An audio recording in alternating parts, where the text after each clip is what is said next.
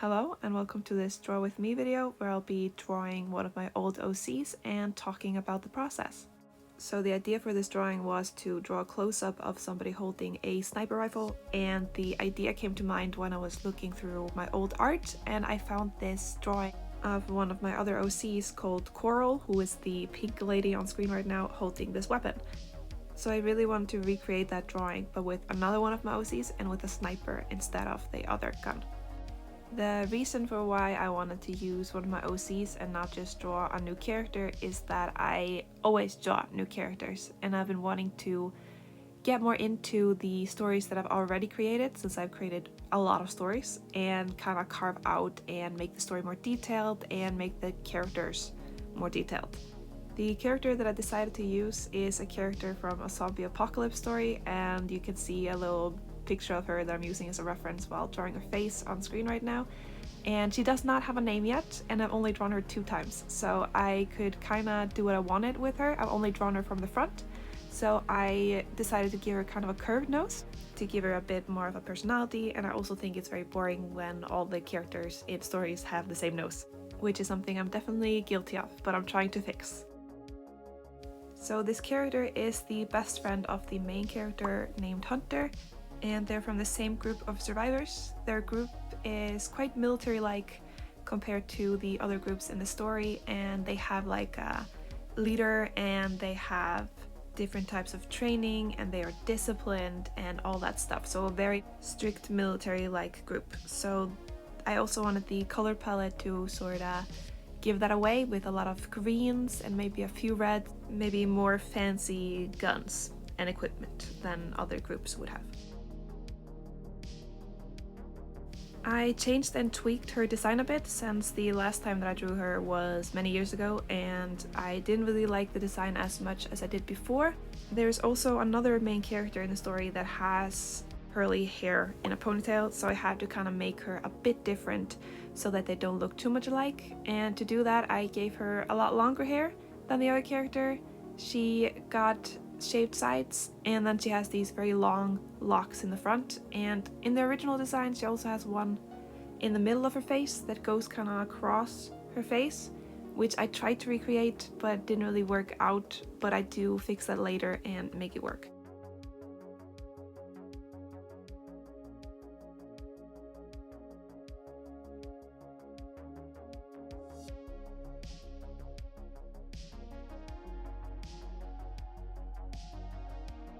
Even though her group of survivors is a lot more military-like, they still don't have access to all of the materials and all of the equipment that they used to do in the military, so that's why they make a lot of their own armor. In the original drawing, she has this kind of armor on her shoulder, or like below her shoulder, which I don't think is very practical. I mean, why would you have it there? I think it would be a lot more practical on the forearm, because that would be a lot more useful. You could actually push zombies away with it, or you could defend yourself a lot easier. So I decided to move the locations of that and put that on the forearm. And then here I started the line art process, which is my least favorite process. I don't like doing the line art, and I was really close to skipping out on the line art for this one, but I decided to try to make some line art mostly just for practice, and I usually also like the results better.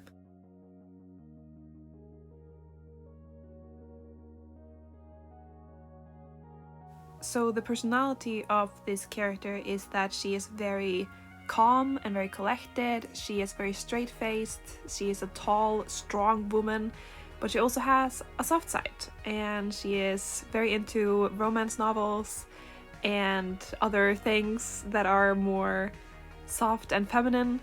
But her strong front that she shows other people is mostly just out of awkwardness. So she is just very socially awkward. So she always looks a lot more mean or rough on the outside than she actually is. And once you get to know her, she is actually a very sweet person.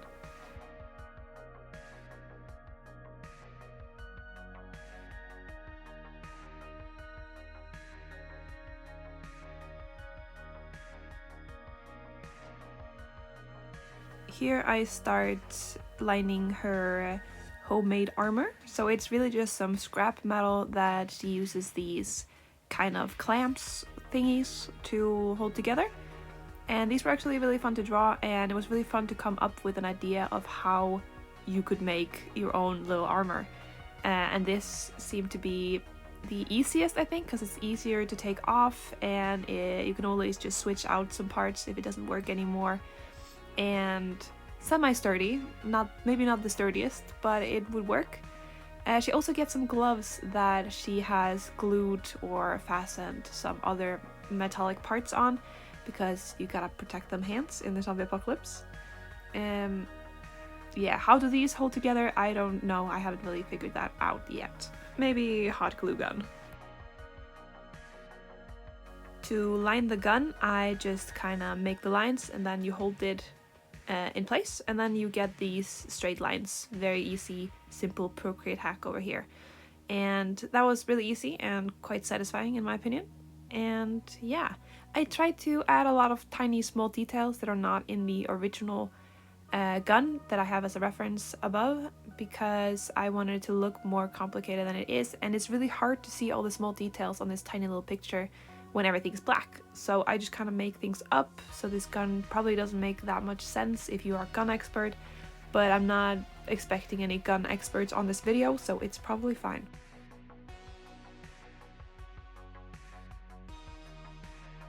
I decided not to line the hair because that's just too much trouble, so instead I just go right in with the colors by lining or making kind of a rough outline of where the hair is supposed to be, so that I can color drop later. This was actually really fun. It was one of the most fun parts of the process, especially making these little curls in the front, because I get to make tiny little locks of hair here and there, which are just so cute. Look at them. So that was really fun and very satisfying to make.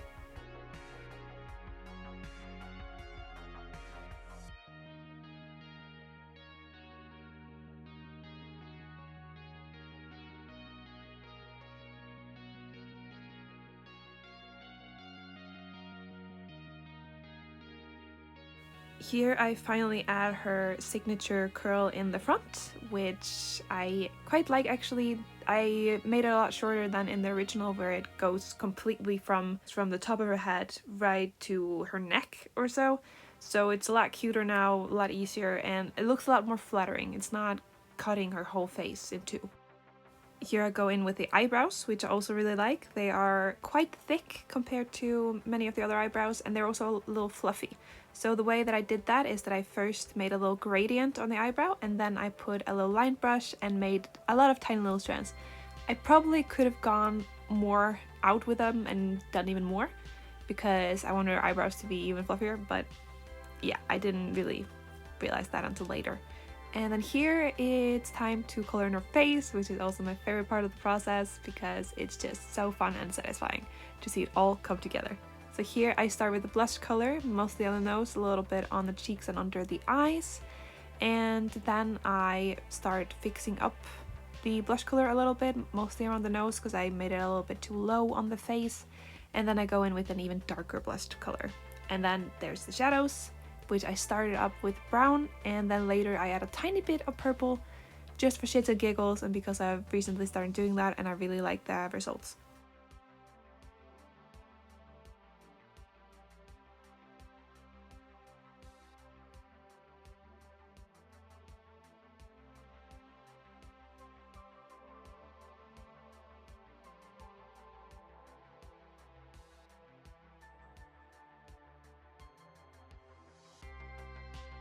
Here I go in with the highlights. I put a little bit underneath the nose and then in the eyes, of course, and then I also smudge out from the eyes to underneath the eyes and above it, a little bit below the eyebrow, and then more on the nose, and then the nose highlights, which are my favorite, and I think they are oh so cute. All that's left after that is some extra highlights, which I draw with white. The other ones are in like this creamy color, and then I also need a little bit of that white into the eye. I shade the eye a little bit, give it some more details, and then it's the lips, and then I'm pretty much done with the face. Then I start on the hair, and this is where it all kind of comes together, and I can kind of show the direction of the hair. So on the top of the head I kind of draw lines that curve with the head shape, so that it looks like it is tied back in a ponytail. This is something that I did not do in my original design, and it looks like she has her hair down really when it's supposed to be in a ponytail. So I really liked the results of the hair. I gave it some nice highlight, make it look a tad oily because it is the zombie apocalypse and I don't think they have that many great hair products.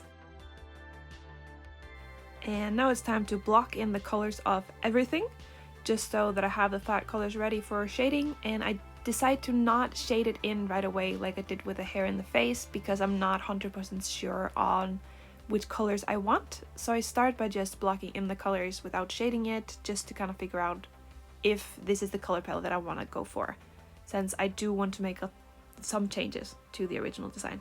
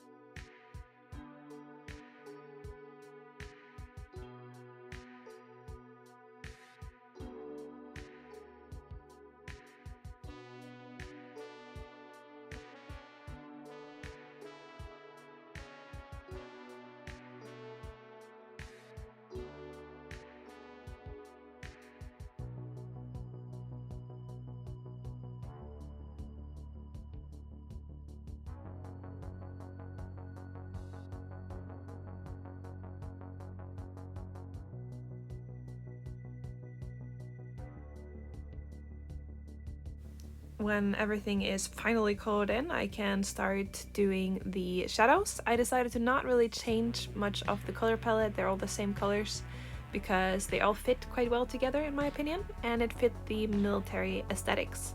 I start with laying down the shadows and then I add the highlights on top of that, and that's pretty much it. That's the strategy for the whole thing. Here I finish up this sweater and then I do the harness thing. What is connected to this harness, I don't really know. Maybe it's like for the gun, maybe she has a backpack as well that is like fitted to her with a harness. I don't really know. But I will figure it out later, I think. I will make this design more detailed and figure things out. Here I'm doing the armor. So I add just highlights and shadows as usual, and then I decide to go in with some texture. So I go in with like a sketch brush to add different tiny little lines, which are supposed to be little scratches and such. First I start with a dark color, like a darker gray, and then I add a white color on top, just to have some highlights to these scratches. And that also, I think it ties it all together. Next one was the gun, which I really liked because it just looks so good just right away. Like right when I make the first shadows right here, I think it looks amazing and I was really satisfied with it. So it's just the same strategy as everything else. It is highlights and shadows, or I start with shadows and then I go in with highlights later on. Very simple but effective in this case.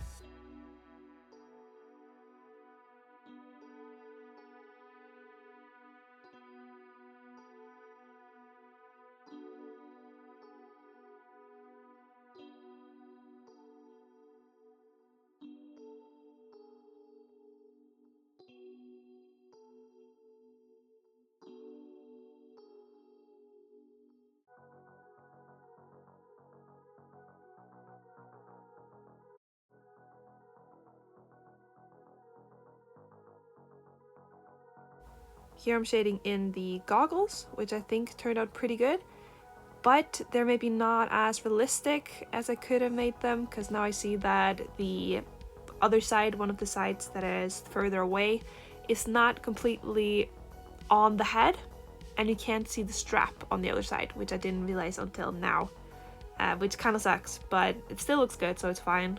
Here I'm adding in the glass. So the first thing that I do is just to add a white layer on top where the glass is supposed to be, and then I take the opacity down like so, And then on another layer I add a tiny bit of highlight just to make it look more like glass, and that's it. Those are the goggles. And now it's time to make the eye, which some would argue is a very important part of the face, and I just didn't feel like making it, so it was one of the last things that I do in this drawing. But I start by just making a very simple looking eye, you know, just brown. I add some shadows on top, I add the pupil, and then I do some lighter colors on the bottom part of the eye for some highlights. Then I add a little bit of an eye shine to make the eye pop, and then it's time for the background. So I wanted the environment to be kind of foresty, like she is hiding in the bushes ready to shoot. Who is she gonna shoot? Who knows? Maybe a zombie, maybe it's a human. Not an important detail. So I make this nice bush behind her, and then I add some leaves above as well, so it's like higher trees, not just bushes. And then I also try to add some texture to the bush behind her, which I think turned out alright, but it's a little weird. I think I could have done a better job with it, but this background was quite rushed. I wasn't really feeling it at this point. I just wanted to be done with the drawing, so it's, yeah, could have been better, but it's still nice in my opinion. Here I add in the sky, so I just put a very light color on top of the gray, which I think looks quite good because you get this nice texture from the color underneath it. So I'm definitely going to be applying this technique on later drawings in the future.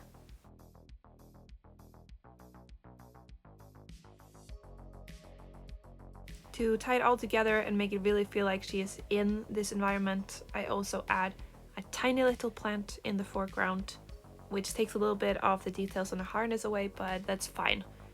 Then I also decided on a last minute decision that I wanted to give her a keychain on the gun. The reason for that is that her best friend has a keychain on her gun, and I thought it would be really cute if they had matching keychains.